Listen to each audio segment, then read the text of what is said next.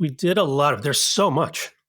I couldn't believe how much there is on this particular ship compared to the other ones. But yeah, we did. And wait, because there's more. Yeah, and even more in the Destiny. Destiny, right? Yeah, it's crazy. I mean, I love it because it felt like even after a week, we're like, wow, we didn't even see everything. I could absolutely easily do another sailing on the Treasure and feel like it's new.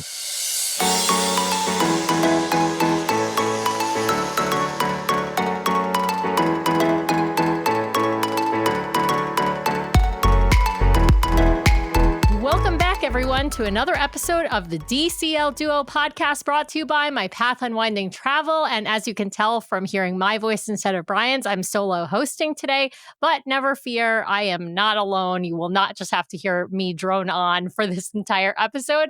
I've got a great guest with me today. I've got Chris joining me. He is a second-time guest on the show. He is a platinum cruiser with Disney Cruise Line. And we're going to talk today about his first time on the Disney Treasure. Welcome to the show, or welcome back to the show, Chris. Thank you. Yeah, we had a really good time on the Treasure, so this will be fun. We just got back a few days ago, but we got off the ship about a week ago. So awesome. Well, you guys are California based, so I know you're big Disneyland people. And you also have sailed, as I mentioned, now 10 times on Disney Cruise Line. Tell our audience, what I know you were on the last time you were on a couple of years back, we talked about a transatlantic cruise that you did, a westbound transatlantic. But tell folks what kinds of itineraries you and your family have done on Disney Cruise Line. Yeah, we live in San Diego, so we do quite a few of the sailings out of San Diego, usually on the Wonder. Although I think next spring we're going to have the Wonder and the Magic, so that'll be pretty exciting. And then the rest of them have been, except for the transatlantic that we did in 2024, the rest of them have been based in the Caribbean out of Florida. We've sailed for, I guess not technically as of about a week. We've sailed all the ships except for the Destiny. I think its maiden is in a few days here, but yes, we're recording on November 16th, and its maiden is in exactly 4 days, November 20th. And Brian and I just got back from the preview, and then in 3 days we will head back to Florida. Yeah, for the maiden. So we'll have lots more content out between the time that this episode is recorded and when it airs, all about the Destiny. And then we're going to be waiting for, that 8th ship, the Adventure, coming a couple months later. Any plans to sail on Destiny or Adventure? I've been up and down on the Destiny. So when they first announced it, I was a little disappointed, to be honest. And it was kind of like, I like the theme. I like the hero and villains theme. But then, the Haunted Mansion Parlor is coming back, which I loved. But it just felt like the reuse, and they could have done some more unique stuff. So I was a little bit down. And then they did kind of a first preview, and I got a little bit more excited. I like the villain stuff looked pretty interesting. I did watch your live show on Friday. Those kind of villain interactions or encounters, I'm not sure what they're calling them. Those look pretty interesting. So now I'm a little bit more up. And we'd probably book it. Now for the Adventure, I go to Asia quite a bit. I go to China about 4 times a year for work. And so I really like spending time over there. But they'll have to change the itineraries. I'm not interested in going all the way to Singapore and just doing 4 sea days or 3 sea days or whatever they're doing, and then back. So if they start doing some ports, then I'll absolutely look at the Adventure. Awesome. Well, let's dive right in, Chris, to your sailing on the Treasure. And we got to start with, why did you choose to sail on the Treasure? Was it that 7-night itinerary you just had to get, or was it the parks theming? What drew you in to book the Treasure? A little bit of both. We're big parks people. And in fact, we spent the day before the cruise in the parks, or half a day for me, half a day for my wife. And then the dates just really worked out. We wanted a week, and the dates really worked out. We needed to be in Florida for a conference. My wife and I own an ice cream business in addition to my regular work.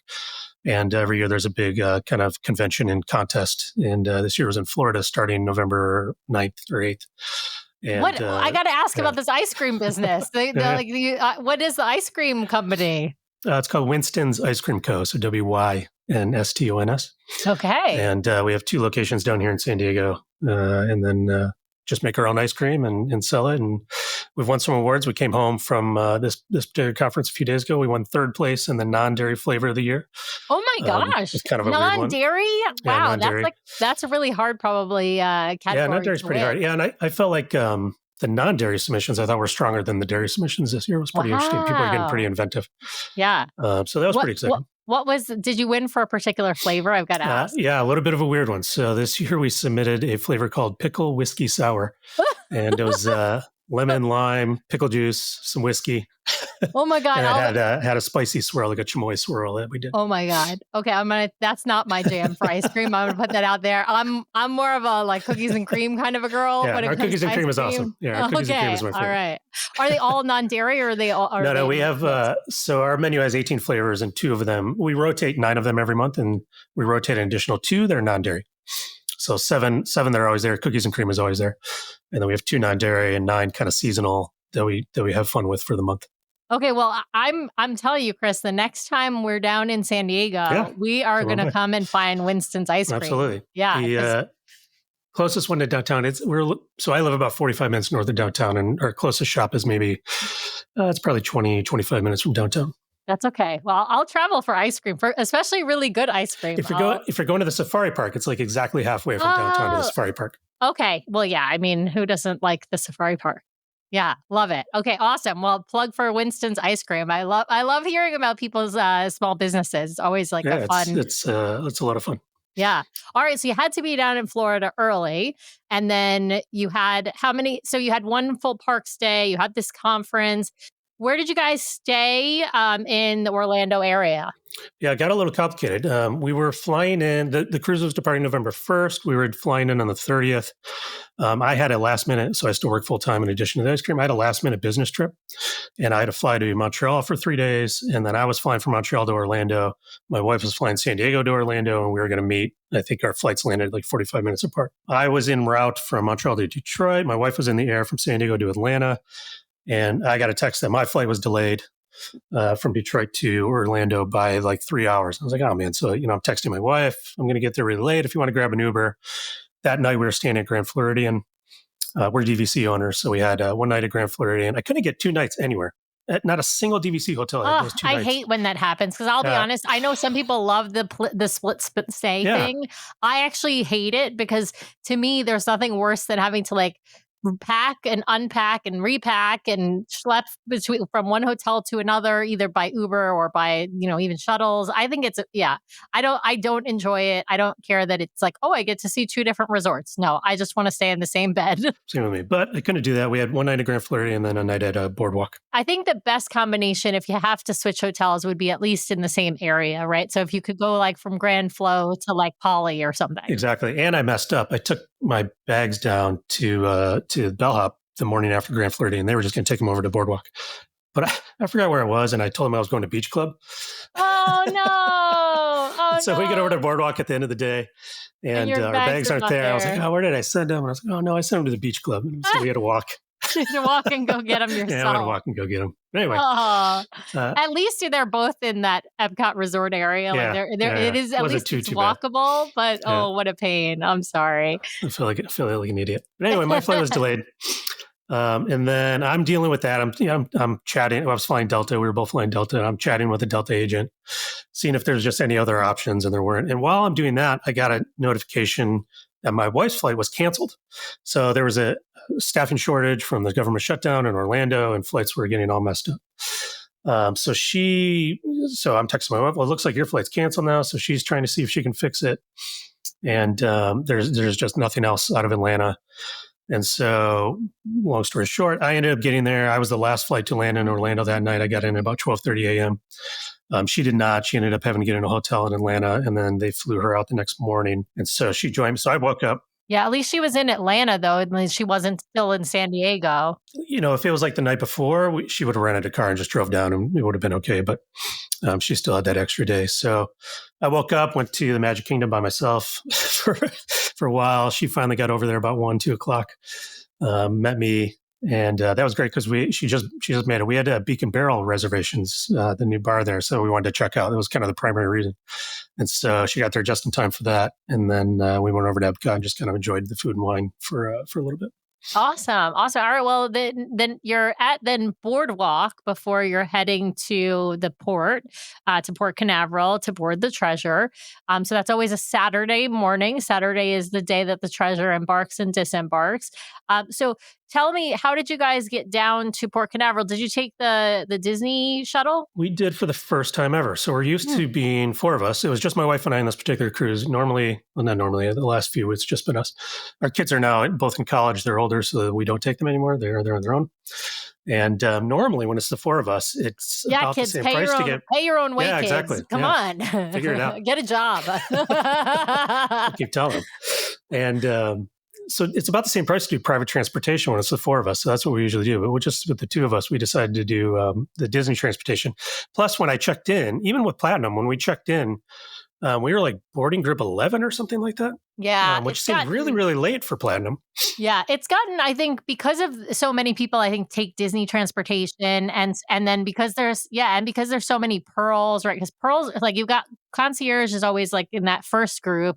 Pearl is generally group 2. There's a ton of Platinums. And then there's a ton of people who take Disney transportation, and they tend to get the earliest boarding groups. Yeah. For reference, we checked in, and then we decided to do the Disney transportation. When we checked in for the Disney bus at the hotel, she said, "Oh, you're a later boarding group here." She gave us like a little paper ticket. Said, "Just you're boarding group 4 now." I was like, "Oh, okay, cool." Yeah. They, I think that's a very smart way to go. I think, especially when, like you said, if you're 4 people, the cost is probably the same whether you're on Disney transportation or private transportation, either Uber or car service or whatever. But if you are only 2 people or even 3 people, you probably save money using Disney transportation. I do think a lot of people choose the Disney transportation just for like the convenience factor of it. But also if they have little kids, they don't have to worry about car seats, which is obviously a kind of absolutely super helpful thing. But for those of us with, well, big kids, I mean, you got bigger kids, but we have almost 12-year-old now. It definitely, it's very easy to do either. I'm pretty sure every time we went when our kids were in car seats, we just rented a car with a car seat just because it was easy and we knew we had it. That's an easy way. Yeah. Well, let's talk about the port transportation. They pick you up right at the Boardwalk Hotel. Were they doing stops at multiple hotels or just your hotel? They did, but we were last. It wasn't even early. I think we met in the lobby at like 9, if I remember correctly. Got on the bus maybe 9:30, 9:45. We were the last ones. Literally, the last 2 people were my wife and I to get on the bus. Driver jumped on and said, "Here we go." And also, your bags are taken for you, or you leave. Yeah, they take them right from your room. You just put them outside your door to your room. I didn't even know that. I know, cool. Isn't that incredibly convenient? You don't have to schlep. All you schlep is your backpack or day bag, whatever you want to have. Which was heavy because we always take our own wine.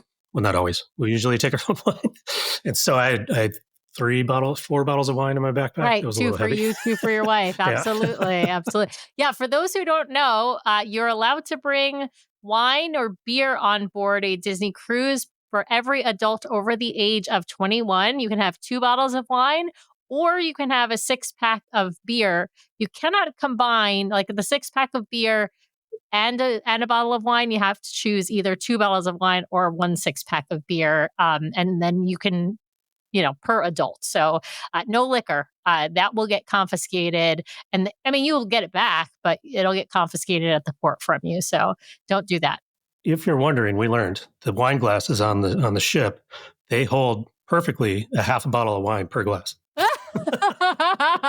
Wow. Yeah. That's a real full glass. It's very full, and people will make a lot of comments, but people will be like, you are going hard. Fill it up, go to dinner, and you can take it after dinner, and you kind of last a while. So it's pretty good. Yes. And the pro tip if you want to take it to dinner is you need to pour it into the glass in your room. Because technically this is a cheating, I guess, technically speaking, because you're supposed to pay corkage fee, of course, for the bottles you bring on board if you bring them to the restaurants. But if you pour it into a glass in your room, nobody knows where that glass of wine came from. You could have bought it at any one of the bars around the ship, and so nobody's checking, and so then you won't pay a corkage fee. But just a heads up, technically that's not allowed, but I don't know that anybody's enforcing that rule. So you just don't bring don't bring the bottle to the dining room though, because then your wait staff is in the awkward position of having to charge you with a corkage fee, and they hate to do that. They don't want to charge you a corkage fee. Yeah. All right. Well, let's jump on board, Chris. You get to the port. It sounds relatively easy. How's the check-in process? Super smooth. We had, the airport Canaveral in the Disney terminal. It's so smooth. You walk up to the little counter, they activated our magic bands. We went through security.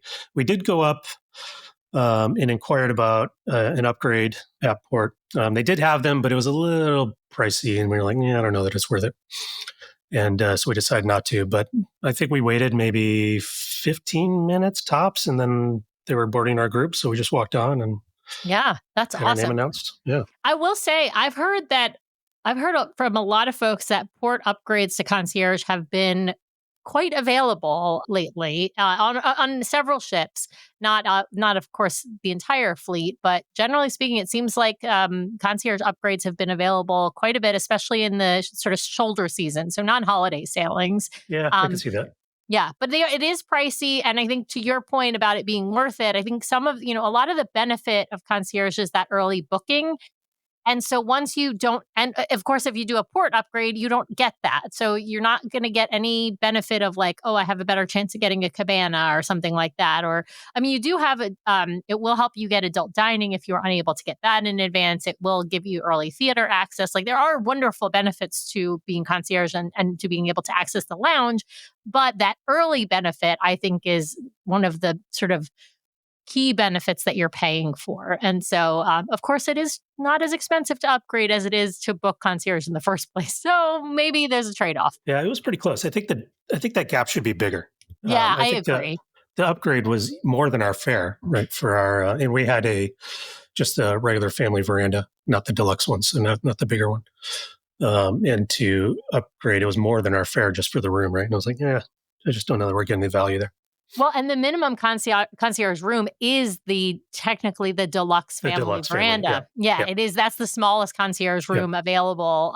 There is no, there is an ocean view on the Wish class ships, but it is a larger. It's a front forward facing, all window, one wall. It's a beautiful room. It's actually more expensive than the veranda room typically, even though it has no veranda, but it's huge. It's it feels like a one bedroom being in that space. Well, let's jump onto your welcome on board the Disney Treasure. Of course, you walk the gangway, you tell them your name, they announce your family name onto the beautiful Disney Treasure. What did you think of the ship? What did you think of the atrium or the Grand Hall? Yeah, the atrium's awesome. Both my wife and I really liked the design of the atrium, and it felt so unique versus all the other ones because they're also much brighter and blues and whites and golds. And to have this one be a little bit darker blue and gold, and it really kind of stuck out to us. And they were also, we didn't expect it. They were, that day, they had just finished the last Halloween on the High Seas. And so they had taken all the Halloween decorations down, and they were putting up Christmas decorations, even though we were not a very maritime cruise. The tree was put up and all the decorations in the atrium, all the lights and stuff. So that was pretty cool. We didn't expect that. Oh, I love that. I have to say, I love the Christmas decorations. If you get a chance to see, holiday decorations on any of the ships on Disney Cruise Line, they do just such a nice job. And you're right, they take down Halloween and Christmas season starts. It's really, It's right away. Right away. All right. Well, tell me, what's your sort of tradition? Where do you go first when you board a Disney ship? It's changed. So with the kids, we'd always go to cabanas or Marceline Market. Now that's just my wife and I. We tend to go do the sit down. And so I believe it was, we went to Coco. That's right. They were doing sit down at both 1923 and Coco. We went to Coco because we wanted to check it out. Even though the menu we knew was going to be the same. We just kind of wanted to check out the space. So we went to Coco and had the sit down lunch. Which was nice, but that's kind of our new tradition now. I love the sit down lunch. We don't always do it, but it's definitely my preferred way to start a cruise. It kind of sets the tone of relaxation. We're spending less and less to almost no time in cabanas or Marceline Market. It's so chaotic.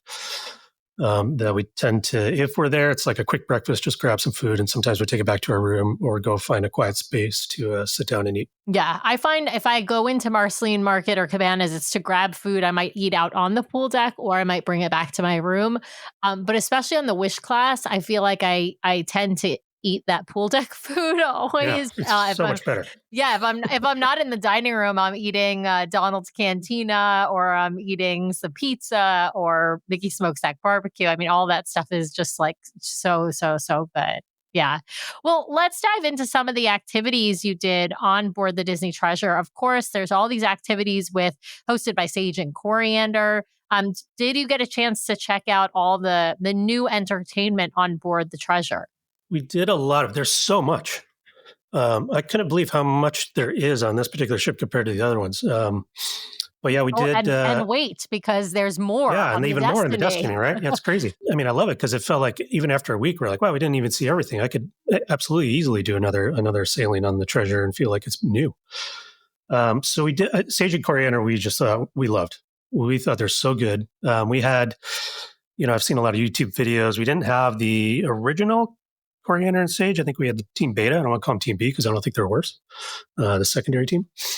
But what they did, we didn't see all of them, and we missed a couple things we wanted to do, but sometimes there was just conflicts. Like I said, there was so much going on. So they did like some storytelling in the atrium. That was fun. They did Peter Pan, and it was funny because the Peter Pan character sat down and listened.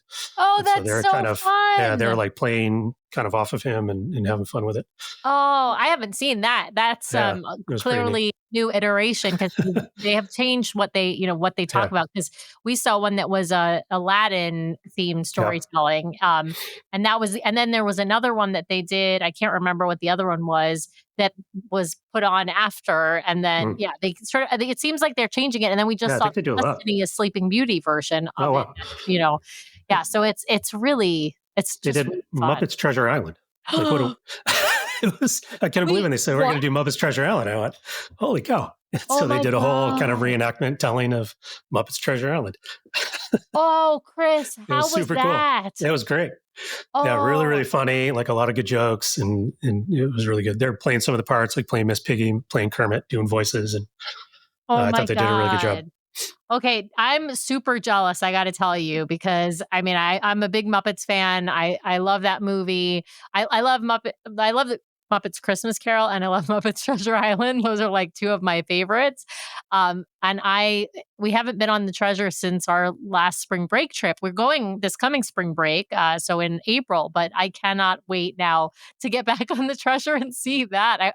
Who knows? They might, they'll change it up every once in a while. So who knows what they'll be doing, but that sounds awesome. Did you get to go see the Indiana Jones Choose Wisely? We did, Choose Wisely. That was a highlight of the trip for us. It was so funny. And I just think they do that so good. And in fact, the Destiny version, the Marvel one, I thought, look, I just saw yesterday that Deadpool swears. I was like, oh my gosh, Disney's getting edgy on the boats. I kind of like it. Well, by the time this episode comes out, people will know. But you're right. So we didn't, on our live show, we didn't tell anyone. But I saw it somewhere else. Deadpool does make an appearance, a virtual appearance. I'll say that. Okay. And yes, there is swearing. Yeah. It is an adult show. It is, yeah. And there's some adult jokes in the Indiana Jones one, but we just thought it was super entertaining. I think the addition of them as kind of entertainment just added a lot. Even like Meet Your Matey. We didn't do Meet Your Mate because we knew we were going to do Meet Your Matey, but just having like the I don't want to put down the entertainment staff that are normally on the ships because they're always great. But having like a trained actor who was up there kind of hosting and leading it just made it so much better. Yeah, it amps it up to another level. So yeah, there's Match Your Matey and there's Match Your Mate. So Match Your Mate is for those who don't know, Match Your Mate is a traditional sort of newlywed game, I'll call it. It's Disney's version of the newlywed game. It is adult only for a reason because there are some adult questions that they ask. It's really, really funny. It's usually hosted by the entertainment staff. But on the Treasure, they introduced a new version in addition to Match Your Mate called Match Your Matey, and it's a pirate night version of it where they ask completely different questions than the regular version, and it is hosted by Coriander and Sage as pirates, and it's just really, really fun. And it doesn't have to be a couple. It could be like friends sometimes will be the contestants instead of being a couple, which typically Match Your Mate is three different couples. So yeah, really, really fun. I think there is some great additions to the entertainment on board. All right, well, speaking of entertainment, I, of course, have to ask you about the stage shows. One, did you go see all three of them? Of course, two of them are repeats from other ships that you've already been on, but Seize Your Adventure, Beauty and the Beast, and A Tale of Moana are the three shows on the Disney Treasure. I got to ask, did you go to all of them, and what did you think? We did, yeah. And they're all pretty good to great. So Seize Your Adventure, I would say, is the pretty good one. It's better than, Dream and Believe, because it just has the classic characters, and I think that makes it more fun. But, it's not like the most amazing thing ever. Beauty and the Beast, still probably the best show in the fleet. It's so good. And then Moana was excellent, particularly the puppetry. The actors were great. I think Moana has the one challenge, same challenge that Aladdin has. If the genie is not amazing, the show doesn't feel amazing. And I think Moana has a similar, not quite to the same degree, with Maui. And we had a little struggle. It's not his fault, right? But I'm sure it's really hard to find jacked Hawaiian actors who can sing and act. But he was like kind of skinny, kind of small and scrawny. I was like, I don't know. It just doesn't look like Maui. And he did a fine job. His singing was good. He acted great, but it was a little hard for my brain sometimes. Yeah. So I agree that I think it's a huge challenge in casting Moana, not for the most of the characters. I think most of the characters are not too difficult to cast, but I think casting Maui, because The Rock was such an iconic voice, and then even the animated Maui is such a particular body type, right? And so it's hard to get like the voice, the character, the rapping, the singing, all of that in one person who can do it on stage. Because let's be honest, even The Rock couldn't do it on stage. I bet he couldn't play Maui to our satisfaction on a theater stage, right? And so getting somebody who can do all of that on a theater stage, but also is kind of jacked like The Rock, I don't know that person exists, right? Like, and also maybe is like Asian or Hawaiian at least, or kind of in looking kind of like that. So, yeah, it's a tall order. Yeah, but yeah. So I'm very I try to suspend my thinking when I'm watching one of those shows and try and divorce the stage show from the animated. It's very hard to do, but it's one of those things I think you kind of have to in order to give those actors sort of a fair chance. But yeah, I think it's an excellent production. They did a really nice job. I thought Moana visually was probably the most stunning stage show I've ever seen. You can almost take a photo of any second out of that show and you'd be like, wow, that's an incredible looking. Yes. Just because of the way the whole thing is staged and yes, it's it is. Yeah, it's really well done in the costuming and the staging and the puppetry, and not just the Tafiti Taka puppetry, even like the Maui puppetry stuff that they do. I won't spoil it for people who haven't seen it, but there's this whole scene where Maui keeps changing into different animals. Yeah, and it's just it was really, really smart the way that they did it, and I thought it's genius and beautiful. Early on, adolescent Moana changes into teenage normal Moana. And I was like, whoa, what the heck? How did that even happen? Like, I didn't even catch it. I know, right? And the adolescent Moana, they do also a really good job casting her, too, because they got to get an adult who, like, looks really young. Yes, obviously. exactly. Yeah. So it's definitely, like I said, hard to cast, but they I think do a really, really good job on board. Well, we've got to talk dining because, of course, you've got the newest addition to the treasure was Plaza de Coco. You also have the second show in Marvel, which is an addition to what the first show they had in Marvel on the Wish. You get a second menu in 1923, but of course no show in 1923. I got to ask what you thought of. I mean, let's start at the top. Let's start with Plaza de Coco. What did you think of the two shows, two menus in that restaurant, sort of the decor of that restaurant as well? What did you think of that experience? We really liked it. If I had one complaint, it's my wife and I really don't like World of Marvel. And it has nothing to do with the decor or the show. It's just, it feels like I'm in a cafeteria and just like these rows of seats. I never heard it described as a cafeteria, but it just really drives us nuts. And Coco's a little bit of the same feeling. I just think if they'd done some round tables interspersed with some square tables, it'd like give a little space and kind of take away some of that feeling. But beside that, we thought the shows were great. They could have been a little longer, actually. Now, we had to leave early the first night because we had 8:15 dining and we had a 9 o'clock whiskey tasting that night. And so we were like, okay, well, let's eat fast and get out of here. So we actually left in the middle of the second show that night. Food-wise, we thought it was great. I went in kind of expectations a little bit lower just because I'd heard a lot of people like, oh, this is really good. This one's maybe a miss. But like everything I had was really good. The empanadas and the enchilada appetizer, that was great. Oh, the enchilada appetizer. I'm like still dreaming of that enchilada appetizer. The carnitas were really good. Yes, that's what I had too. Yeah. I've had that a couple of times now. I love the pork carnitas and I love that and the enchilada appetizer. That was great. Now, we live in San Diego. We have Mexican food you have the best Mexican food. Yeah, we eat it all the time. Yeah. But I could see like having some more traditional options on that menu, like just some tacos or just, something a little bit more simple. I think maybe attract more people. But we really like the food. And I'll say our serving staff were like crazy, ridiculous good. It was our 11th sailing and we've had some really good ones. I wouldn't say we've even really ever had bad service, but sometimes it takes a little longer or it's a little bit slower. We were ordering and our food was being set down hot, like piping hot in like a minute. Wow. Our service staff was on it every night. I have to say I have had bad service. Thankfully, thankfully it's only been on one sailing, but it was bad service. Every other time I've had great or just fine, not great, but okay, but yeah, just one time bad service. Yeah. And we saw, I assume we saw not our serving staff, but we saw a lot of cast members on board with the little earning my ears ribbons. I assume a lot of people moved over to the Destiny. And so they were training a lot of new people. Now, it didn't, like I said, our serving staff were all there for a while. But like just incredible. I'm used to your food coming, hot, but not like crazy hot, which is fine with me. But our food was like piping hot every time it was set down in front of us. I was really impressed with how on top of the service our team was. That's awesome. Yeah. I have to say, I think the service can make a huge difference in your experience on board. Like if you get a good serving team versus if you get a bad or just mediocre, serving team, that can really impact your sailing. I think you're absolutely right that you have probably seen more earning your ears flags on people's name tags. We saw quite a few of them on the Destiny as well. I think it's the result of the increase in, adding 2 ships like at the same time. And of course, the Adventure is now delayed, but they had to do a ton of hiring for both the Adventure they have to hire probably like 4,000 people or something. Yeah, I mean, you think about it, it's more than that, probably more like 6,000 people, because like 2,000 people for the Destiny and 4,000 people for the, for the Adventure. So yeah, so you're talking about a huge ramp up in hiring.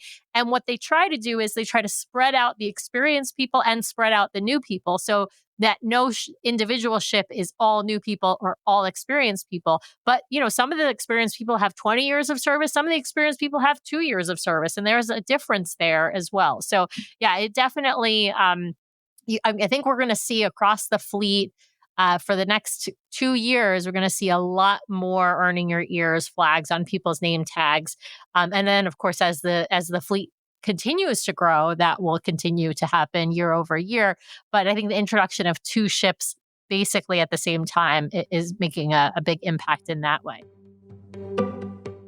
Are you listening to our show because you want to make the most out of your next vacation? Great news, the fabulous team over at My Path Unwinding Travel can help guide you so you don't miss a thing. Their team of professional travel advisors are caring, knowledgeable, and experienced. It's why we use them to book our own travel. My Path Unwinding Travel is an authorized Disney vacation planner, which means they are recognized by Disney for their expertise and service. They have sailed on all the Disney ships, including in concierge, visited the theme parks, adventured with Disney, relaxed at Aulani, and so much more. Whether it's a Disney cruise, a theme park vacation, or Adventures by Disney, or if you are looking to expand beyond the mouse, My Path Unwinding Travel will elevate your next vacation planning experience. Even if you have already booked, reach out for a complimentary consultation to make your vacation even more magical. Ready to talk to the experts? Head over to mypathunwinding.com/DCL Duo or email dclduo@mypathunwinding.com so they know we sent you their way. Thanks, My Path Unwinding, for sponsoring today's show. Now back to the episode.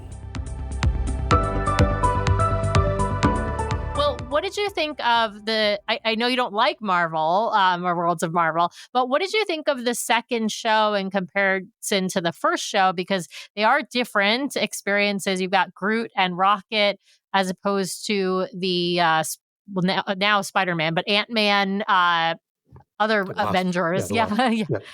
Thank you. Ant-Man and the Wasp are the sort of main characters. Spider-Man comes in, but there's a bunch of other characters as well, with sort of the ship takeover by Ultron. What did you think of the new show? So we unfortunately didn't get the new show. So, how Marvel's kind of split in half. There's like two different things, and they run the show at different times. The other half, their show worked because we saw it on the way out. Our show had some technical problem, and all the screens just said input, like missing input or something like that. And they never fixed it. We didn't ask, but they never fixed it. So we sat there the entire meal. I think there was a little bit of ambient music, but yeah, the screens just said input missing or whatever on all the screens. And so we didn't get the last show. That's disappointing, Chris. Yeah, that's okay. I'm sorry. Did Disney do anything about it? They didn't even say anything about it. And like I said, we didn't ask. My wife and I, we were just having our own conversation and not really thinking about it. And again, you're so close to everyone. There was a family of 4 next to us.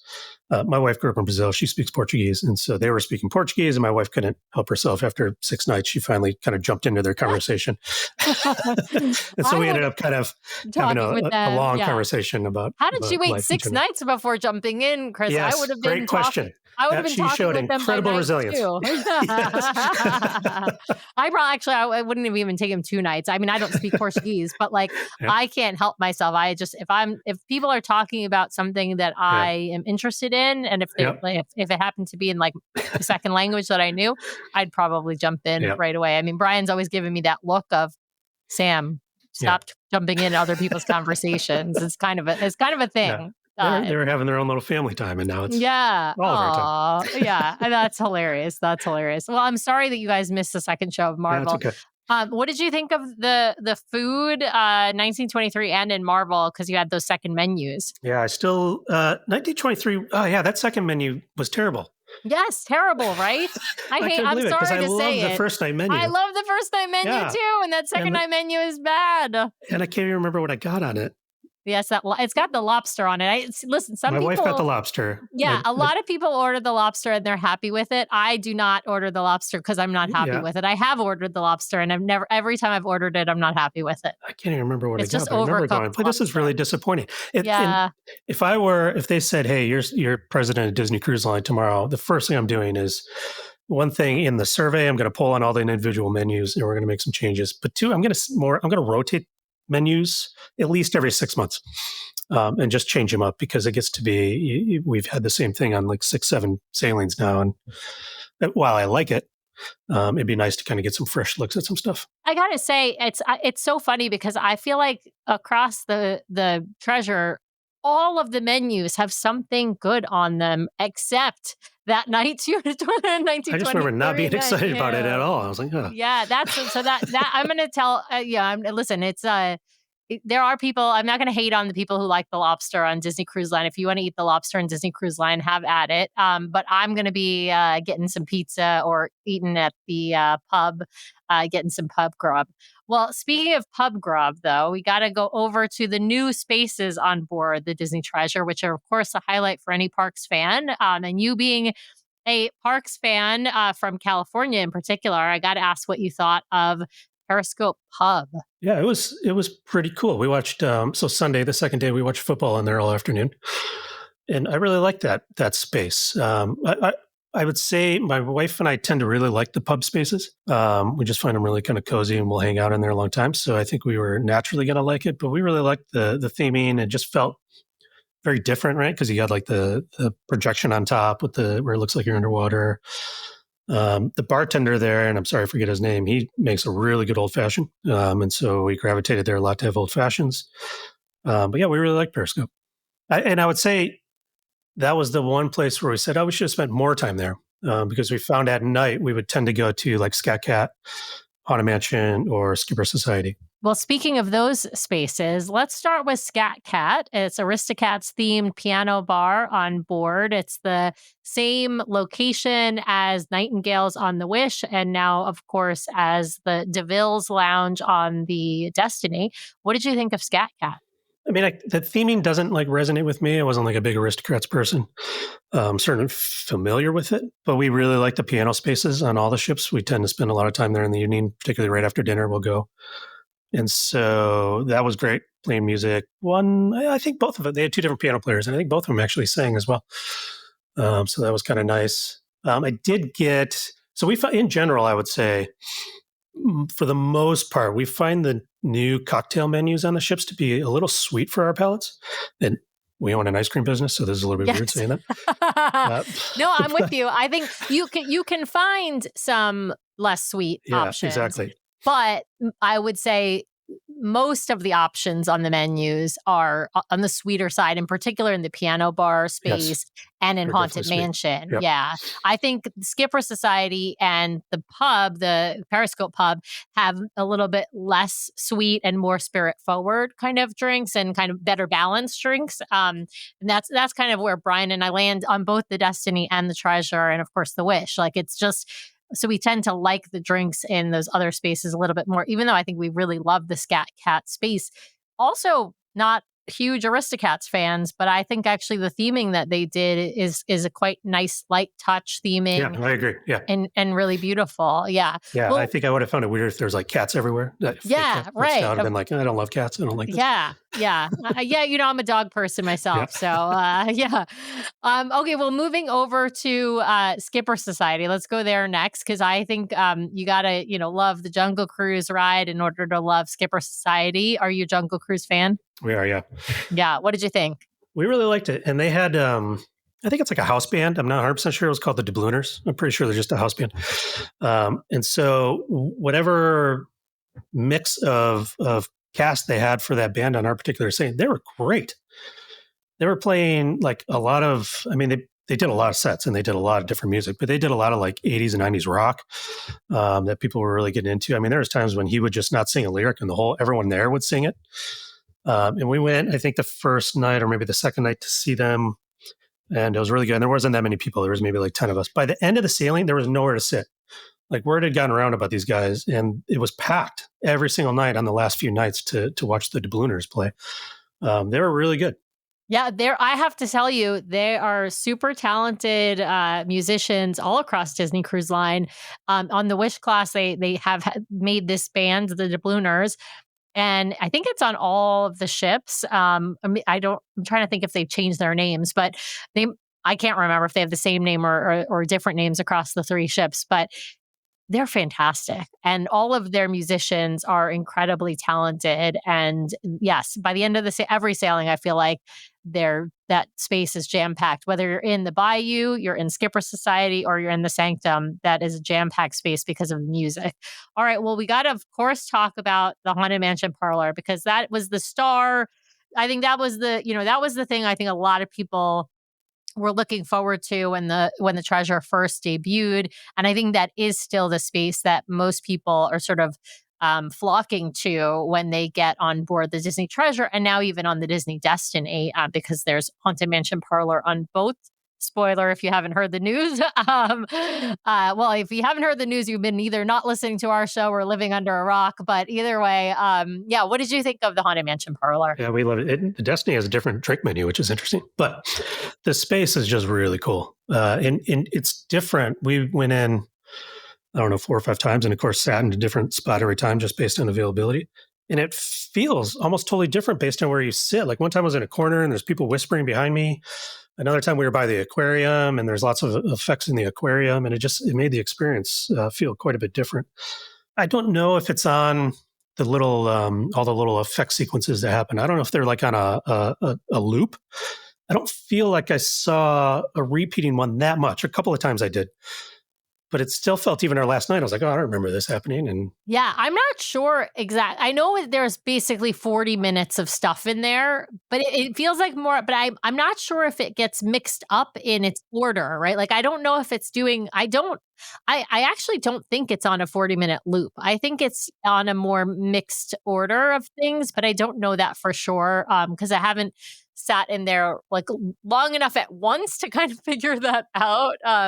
But I think it's a great space. My only complaint about Haunted Mansion Parlor is I could not really find a drink that I liked on that menu. And they don't have you can't order like a regular, like you can't order an old fashioned, for example, in there, or even a Cosmo in there, right? Like, you have to order one of their set drinks as opposed to some of the other bar spaces. We found the last 2 times we went in, because again, we were carrying around a half a bottle of wine in a glass, that after dinner we still had wine, and we would just take our glass of wine and sit down and just kind of enjoy our wine while we were watching everything happen. Because same thing for us. It was cocktails were a little sweet, not terrible, but just a little sweet for us. And I agree. I don't think they're not bad. And actually, I do think a lot of people will like them. It's just a little bit, they're definitely on the sweeter side. And, it just kind of depends on what your palate is and what you like to drink.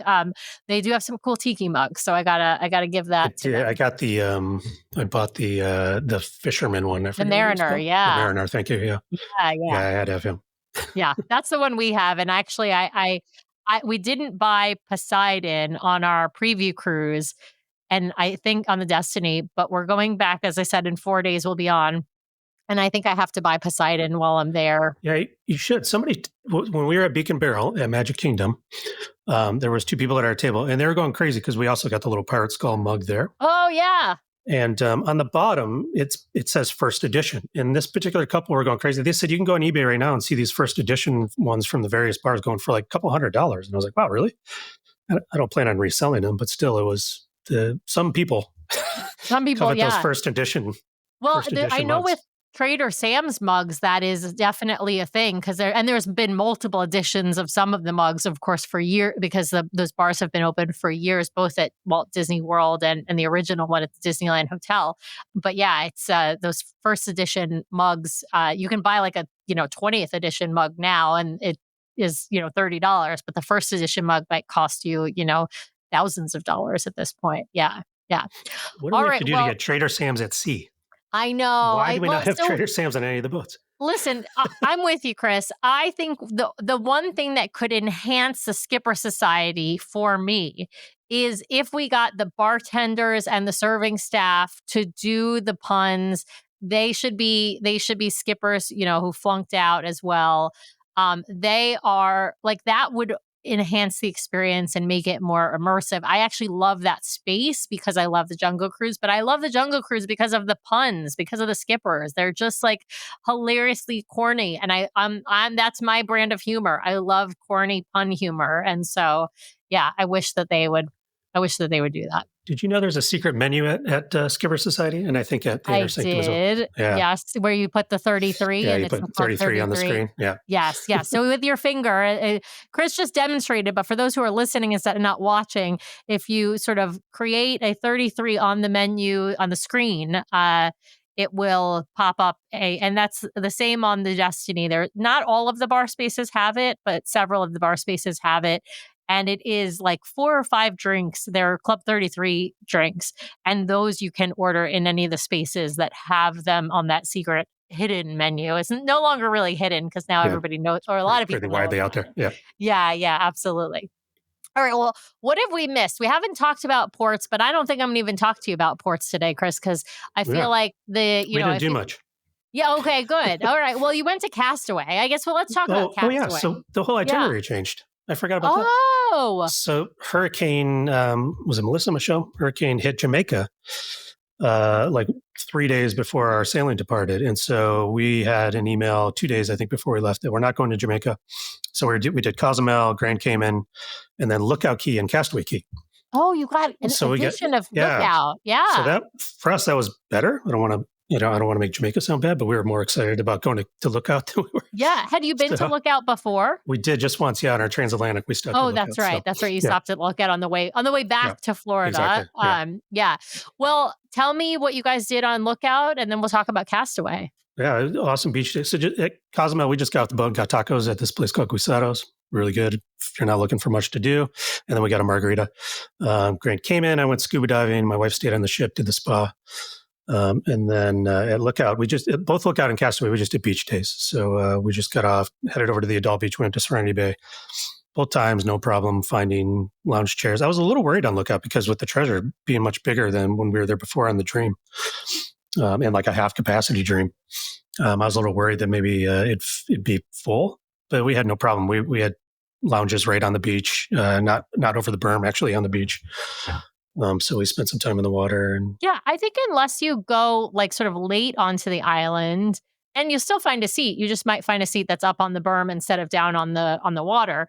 But there shouldn't be an issue. It's, they only have one ship in port at Castaway and Lookout at a time. And the number of people that all of the ships hold, well, the Dream class and the Wish class is actually about the same. They're both about 4,000 passengers, even though the Wish class ships are technically bigger. That bigger part of it is for the LNG fuel and some of the crew spaces on board. But it doesn't really affect the passenger count for, in general. And I mean, we have found at Castaway, at Lookout, it really doesn't matter. Of course, a fuller ship, you're going to have more people, but a lot of that tends to be kids when you have the most full ship, because then you've got, 4 people in a room or something like that. But yeah, we tend to find that you can find a seat. You might not find your preferred seat, but you will find a seat. It's much harder at the other port stops. Like if you go to some random beach in Cozumel, you might have trouble finding a chair. We had originally booked an excursion with Disney. I think it was Kuza VIP Beach or something like that. And then maybe a week before the sailing, we decided to cancel it. We weren't that excited about it. And we watched some YouTube videos, and, the food was a buffet, and you got like a day bed, but I was like, I just don't know we're going to love that. And so we decided to cancel. We canceled all kinds of stuff on this trip. Jamaica got canceled, but we were going to do the rum tour at Hampton Estates. And then we kind of decided we were going to cancel it, and then all of Jamaica got canceled, so that happened for us. We had Prima Notte booked, and we decided to change that to just Palo dinner. It was my wife's birthday that night. We just kind of wanted a more private experience. We had Enchante booked for the day we were at Grand Cayman, and I went scuba diving. Scuba diving wears you out. It does. And so I was pretty tired. Yeah. And I just wasn't really up for it. Yeah. And so it's a long meal too. Exactly. And that was part of it. Enchante is a fabulous meal, but it's a long meal. Yeah, like we're talking hours. like 3 hours. Yeah. You might be sitting there. And so if you're exhausted, you're not going to last through that meal. And so we went up and said, look, we understand if we can't cancel, we'll still do it. But if we could cancel, we'd prefer it. And they said, give us a little bit. And then they called us and said, yeah, no problem. We'll cancel without fees. Go ahead and enjoy your cruise. Okay, thanks. So that was nice. Yeah. Yeah. I have to say, I have found them to be, on the most part, accommodating. And oftentimes there are people who want to get into adult dining that weren't initially able to. So oftentimes they have a wait list of people they can call anyway and get somebody else in, especially with Palo. Enchante is a little bit less subscribed than Palo is. But I'm sure that I bet that they were able to find somebody else who wanted it, or they said, well, we have enough bookings. It's not a big deal if we let these folks cancel. Well, you did Palo dinner for your wife's birthday. I love that. That's a fantastic way to celebrate a birthday. Had you guys done Palo dinner before? Yeah, we do it every sailing. In fact, our last sailing back in April, I think it was May. It was in May out of San Diego. We did a short 3-night sailing, and we did Palo every night. We never even went to main dining. Oh my goodness! Wait. You were on the Wonder and you skipped all main dining? Yeah. Why would you do that? That's just to be different. So we had Prima Notte booked. We did Prima Notte night 1. And in fact, we had private Prima Notte. It was just 2 of us. It was just no one guys. else booked it. Which was awesome. That's awesome. Did they give you double portion? I wish. No, they did not. We should have asked. But we had the sommelier and the server, like just yourselves. Yeah, anything we needed. We were the only thing they had going on. And so that was incredible. And then I wanted to do a normal dinner, and then we only had one other night. And I was like, let's just do Palo every night. Why not? Did you order something different between the 2 nights? We did, yeah. Yeah. I mean, there's a ton of really good stuff on that menu. We're going to be going, of course, on the Destiny next week. And we don't have a Palo dinner booked. And now I'm thinking I kind of want a Palo dinner booked because I want that agnolotti. I haven't had that agnolotti in a while. And I'm like kind of dreaming of it. But we have an Palo brunch and an Enchante between the 2 cruises. We have an Enchante dinner booked for the first cruise, and we have a Palo brunch booked for the second cruise. It's hard though. It's hard to pack in that many adult meals because they're big meals. They are, and we did Palo brunch as well. And it's big and takes a long time. But I've always said, my wife gets tired of me saying it, Palo is my favorite restaurant, like land, air, sea. I know it's always going to be good. I know I'm going to have a great experience, great service. So I'll do it as much as I can every sailing. I love that. I will tell you, it's probably, I don't know if it's my Oh, it's very hard to say between land and sea. It's certainly my favorite restaurant at sea, no question. There's this great restaurant right next door to Aulani at the Four Seasons called Mina's Fish House. Fish House, yeah. Yes, Mina's Fish House. Yeah. Is my favorite restaurant on land. And of course it's out in Hawaii. So it's not like I get to go to it very often, but I don't know if I have to put them up against a completely different experience though. But if I had to put them up against each other, like I don't know where I'd land. I'd be honest. I can't, it's really hard. Just completely different categories of food. All right. Well, Chris, is there anything we missed? Did you guys do like trivias, bingos? Were there other activities that you really enjoyed on board? Did a couple of music trivias. We're terrible at those. Yeah. But they're fun. Yeah. Even if fun. You're terrible. We enjoy them. And then you feel dumb because somebody gets 20 out of 20. I think every trivia, we went to 80s trivia, 90s trivia. And I walked by while they were finishing another trivia. I can't remember which one it was, but it was, in fact, 2 of the 3 had to go to a tiebreaker. Oh my God. I'm always because amazed. People had like perfect scores in every one of them. Yep. We did Hook Barbery was really cool. I did a haircut and facial, did the whole experience. That was nice. We did a whiskey tasting there. We had some old fashions there.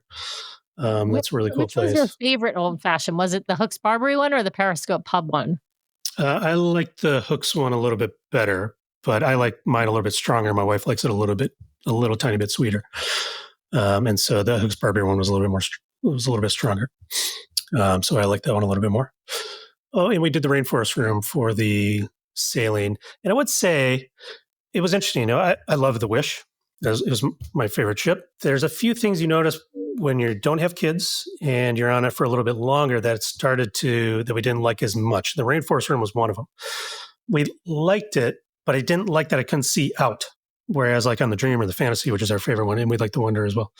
It has the one sauna with the window and the hot tub is outside on the kind of the deck. And just being able to see the water is really soothing. And so I didn't like not being able to see the sea. And the adult pool area is terrible. Oh, come on. Yeah, I know. Terrible. I know. Love the rocking chairs. Yeah, I mean, rocking chairs, if you get there early, if you get there early and you can get a spot, but it's too small is the problem. It's not a bad, like the pool is really lovely, the bar is great, like the seating is really nice. There's nothing bad about it except for the fact that it's too small. It's tiny, not it's not big enough for the amount of adults that want to take advantage of that space. And then of course there's only the one hot tub and it's kind of all the way over by the water slide. So not a great location. Yeah. And then my wife commented she had a small surgery this week, so she was under the influence of general anesthesia. Suggest if this is offensive. Again, being without kids, she said she prefers the other ships because they tend to congregate all the adult area in one spot.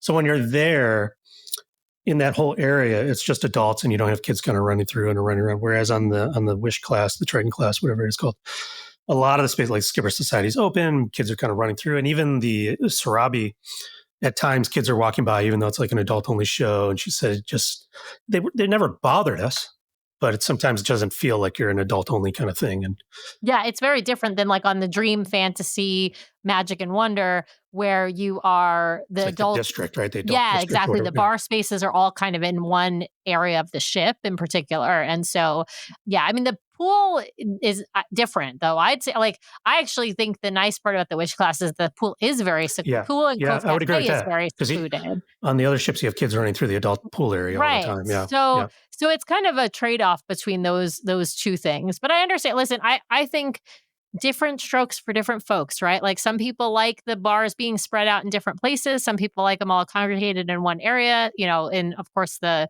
pool being sort of out of the way is a plus and a minus, I would say. So it just kind of depends on, it's out of the way in that you might have to like figure out your way to get there and might not go there very much. And same with Cove Cafe. On the other hand, you don't have kids running through the adult pool space like you do on the other ships. So trade-offs there for sure. All right. Well, we have reached the end of our show here, Chris, and we're not going to do a full rapid fire because we did a full rapid fire with you the last time you were on. But you did just mention what your wife is not a big fan of the Wish class ships. But I've got to ask you, because you mentioned the Wish was your favorite ship before you got on board the Disney Treasure. And so I've got to ask you for your favorite ship. And maybe let's give a ship ranking. I would love to hear your ship ranking. But we gotta start with who's number one, though, because that's the most important thing. The most important question is who gets that top spot. It is a little nuanced now. So if I'm on 7 nights or more, it's the Treasure. There was just so much to do, and the variety of stuff was great. And so if it's a longer sailing, it's the Treasure. If it's shorter, I'll say 5 because I haven't been on the Destiny, but say 5 nights or less, it's the Wonder. And that's the one we've sailed the most, just because it comes out of San Diego. But if I'm on a shorter sailing, I love the Wonder, but on a longer one, give me the Treasure. I'm with you. I would agree with you on both of those. I think they're both, I mean, those are now the Destiny's my top ship, but the Treasure and the Wonder are right there, up there. What's the next class of, or I guess you like the Wonder, but do you like the Magic as much as the Wonder, or is the Magic fall further down in the rankings? It'd probably fall further down. I'd probably do like Treasure, Wonder. I haven't sailed the Fantasy in a long time. So let's just say Dream Fantasy at the same time, because I don't know that I really would be able to distinguish between the two. And then the Wish, Magic. Oh, interesting. So Wish has really dropped down in the rankings now that the Treasure exists. Yeah. Exactly. The problem with the Wish is 3 and 4 night sailings. That's exactly. The problem. I'd rather go on the Treasure. And if I have to do something shorter, I'll do the Destiny at 5 nights as opposed to like a 3 night sailing. So that's exactly right. There's nothing wrong with the Wish. It's just she does 3 and 4 night sailings. And who wants to do a 3 and 4 night sailing? I heard a rumor that it's going, because it has dry dock soon, right? So I heard a rumor that it's going to Europe in 2027. Yeah, you heard that from me, Chris. Oh, okay.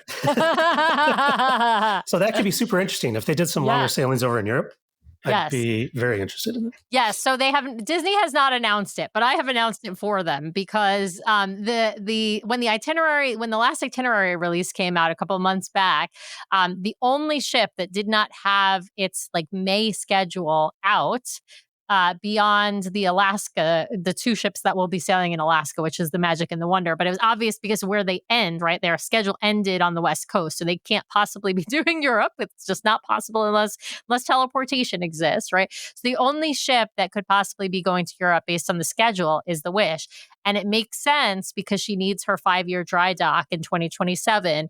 And they have done now dry docks of the Dream and the Fantasy repeatedly over in Brest, France. So it would just make sense. It's the same ship. They used Meyer Werft to build the Dream and the Fantasy. And of course, Meyer Werft built all the Wish class ships as well. So it would make sense that whatever shipyard they've done those dry docks in, that they would send the Wish over there as well. And so I think that's what we're going to see in 2027.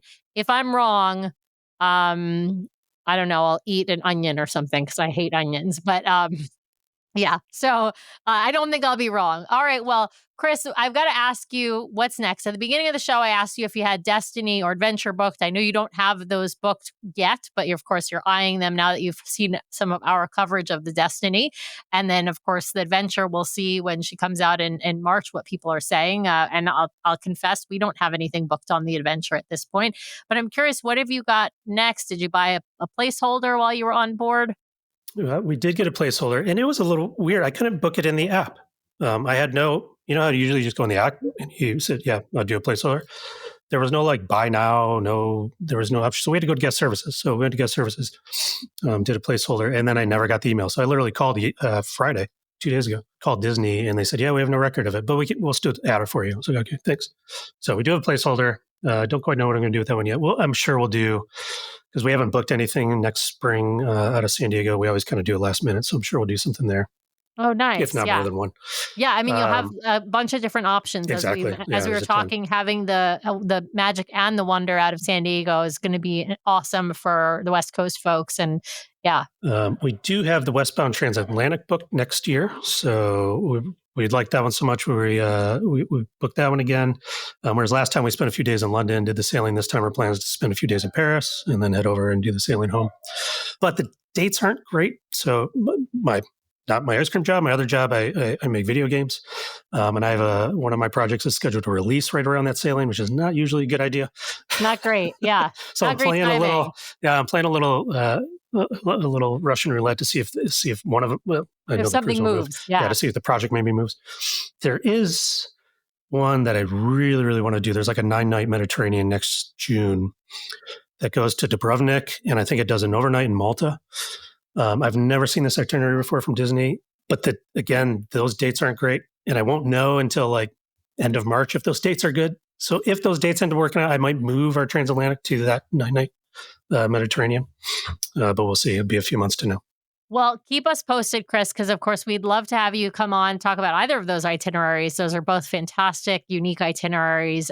We love talking to folks who do all those sea days on the transatlantic sailings, and of course, all those European sailings with interesting ports are also really fun to talk about. But with that, I'll just say thank you for joining me today. I so appreciate it. Thank you.